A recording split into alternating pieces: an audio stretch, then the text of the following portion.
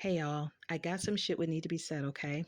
So this is part 4 of Nothing But Facts. I left off in part 3 talking about the restraining order I took out against the ex-in-laws, as well as the written testimony by the ex admitting to her parents' abusive nature towards us. In part 4, you see towards the bottom a receipt from the Las Vegas Police Department dated March 10th, 2019 at 1:35 p.m., which is the report I tried filing with the police department against the ex-in-laws due to them poisoning my daughter Winter after they forced entry into our home February 22nd, 2019. Why did I say I tried filing the report with the police department? Well, because when my number was called and I was able to sit down with a police officer in order to file my report, I encountered a female officer who listened to my story. Then this female officer called over her partner, a white male, who listened to my story while asking me questions. As soon as I came to the part about the relationship being same-sex, that male officer stopped listening, interrupted me while I was speaking, and told me to let the court handle it. I still wanted to file my report as proof of what happened, but the male officer took my report and ripped it up in front of my face. I was in total shock. I was being treated as if my situation didn't matter. I tried filing a police report a total of 2 times, and the one you see below was the second attempt after not receiving any information from the first attempt. Just like when we took Winter to the emergency room after she was poisoned by Brenda Flem, and I begged the physician on call to do blood tests so we could see what Brenda put into my baby's system, and so that we'd have more proof of what was done to her. But the physician on call, an older white man with gray hair who just smiled at me while telling me no. Y'all, I kept begging this man to run tests on my daughter, and he just kept denying me. I thought it was illegal to deny a paying customer what they asked for, but that's what happened. And yet again, it left me feeling like I was at the police department having my report ripped up in my face. The doctor's orders were to wait for it to pass out of Winter's system, whatever it was, and if she didn't get better, to come back. He said her vitals were normal, so there was no reason to run any test. Y'all, if your 2 years old baby was given something that made her body shake while she threw up thick white stuff as her eyes disappeared to the back of her head, which made her pass out face down on the floor after she was in the care of her so-called grandparents, wouldn't you want blood tests done to determine what was put into her system? Thank goodness for documentation of dates and times, which leads back to the exact doctor on duty at that Centennial Hills hospital. Below the hospital documentation, y'all, you'll see a business card to a therapist that I began seeing shortly after everything happened with the in-laws. I found myself not able to focus on work, and I'd bust out crying at random times throughout the day. I'd be walking in my home feeling like I was here, but I wasn't here. Like, I knew I was walking, but I just didn't feel it, you know? That's when I knew something was wrong, and I told the ex I was going to go find a therapist. The ex quickly suggested to let her find one for me, which I allowed because at this time I still somewhat trusted her.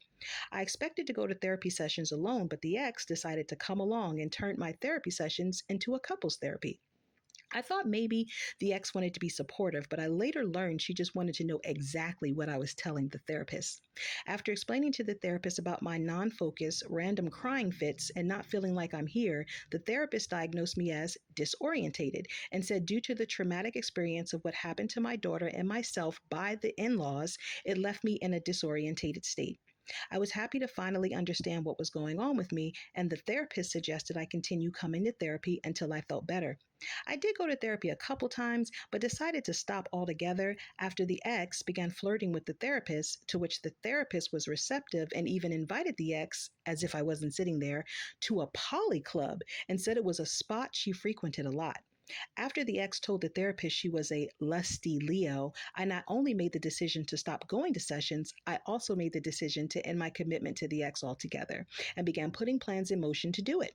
Over the next 2 months, I went back and forth over whether I'd really end the relationship or not, but after attending the Wearable Art Gala that June, I felt empowered to move forward with my kids, my businesses, and my life. The ex and I had a discussion one evening in which she admitted to her infidelities. I forget how I got her to admit it, but she did, and proceeded to tell me she knew she owed me so much and that she knew she needed to help me out a lot more with the kids and around the house.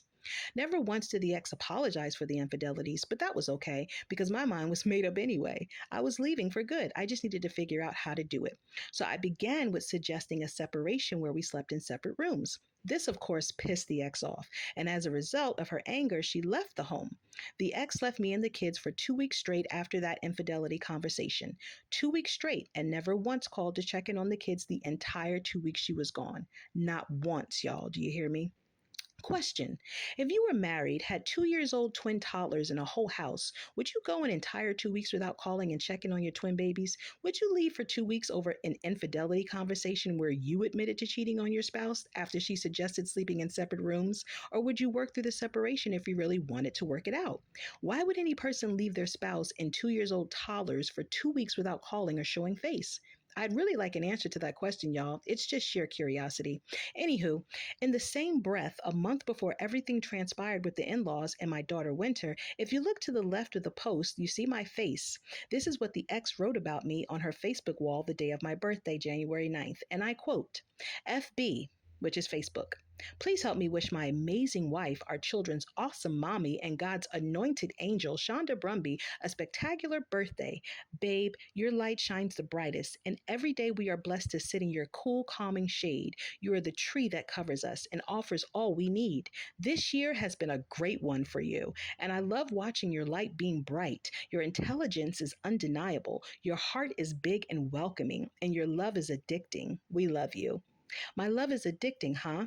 I think she meant my energy is addicting and was pissed when my kids had access to all of it where she no longer did. So she became jealous of the babies and felt they took her place. So to be hurtful, she devised a plan to take them so they no longer had access to my energy simply because she did not. This is her way of hurting everyone so that we feel her hurt. But that's not the way you should have went about it. When you do something to hurt someone, you don't work to inflict more pain because you're finally feeling the consequences of your actions. On the contrary, you should reflect on what you did, how you made everyone feel, and what you can do to make it right. If a person decides to no longer be in a relationship with you, you don't become irate to the point of punishing a person for leaving a toxic situation. One's ego should never be that big to think no one can walk away from you, especially when you're doing harm to them. Y'all, this is what narcissistic abuse looks like, and many people have experienced it. Most of the time, it's experienced in our childhoods, but we may not fully understand what it is until experiencing it in actual relationships, like with a spouse or even friends. After comprehending what narcissism looks like, usually you can connect the dots back to childhood, in which you can pinpoint clearly the same kind of pattern you knew wasn't normal. Unless you become a full blown narcissist yourself, then you'll never pinpoint the issues because you would have been conditioned into adopting the issues as your own. I've been fighting to break the generational curses of what was normalized from my childhood and even into my adulthood. It's how I was able to attach to someone who treated me and my kids in such a horrible way in the first place, by being conditioned to accepting toxic behavior that shouldn't be normal. That's how I learned how to be a people pleaser from a young age, always wanting to keep the peace in toxic situations, even if I wasn't the one in the wrong. I discovered later in my adulthood that people pleasing does nothing but hurt you in the long run. I'm sure the ex's family, and even some of my family members would love for me to adopt back that people pleasing method. So I'll stop talking about these horrible situations. But I'm not concerned about their feelings anymore. I'm only concerned about the well being of my kids, Winter and Laker, and getting them back. So, with that being said, part 5 coming soon. Comments, y'all?